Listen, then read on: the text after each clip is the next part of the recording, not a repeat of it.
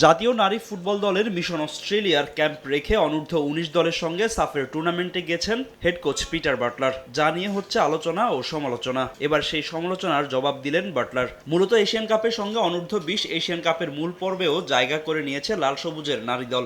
আর বয়সভিত্তিক সেই দলটার বেশিরভাগ ফুটবলারই খেলছেন সাফ অনূর্ধ্ব ১৯ চ্যাম্পিয়নশিপে। নারী এশিয়ান কাপ ও অনূর্ধ্ব ১৯ এশিয়ান কাপের জন্য ফুটবলার খুঁজতেই নেপাল গেছেন বাটলার। তাই তো বাংলাদেশের প্রথম ম্যাচের আগে পিটারের কৌশলী উত্তর, ৪ দলীয় সাফ অনূর্ধ্ব ১৯-এর শিরোপা তার মুখ্য লক্ষ্য নয়। এই টুর্নামেন্টের চ্যাম্পিয়ন হওয়া আমার জন্য গুরুত্বপূর্ণ বা মুখ্য উদ্দেশ্য নয়।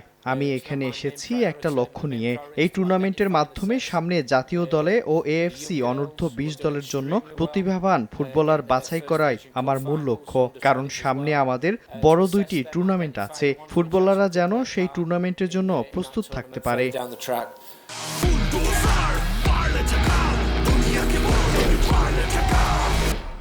টুর্নামেন্টের প্রথম ম্যাচে ভুটানের মুখোমুখি হবে বাংলাদেশ। ফ্লাইট জটিলতায় এই ম্যাচের আগে পর্যাপ্ত অনুশীলনের সুযোগ পায়নি বাংলাদেশের মেয়েরা। তারপরেও টুর্নামেন্টের ফাইনাল খেলতে চান অধিনায়ক অর্পিতা বিশ্বাস। আর নিজের শিষ্যদের নিয়ে দারুণ আত্মবিশ্বাসী পিটার বাটলার।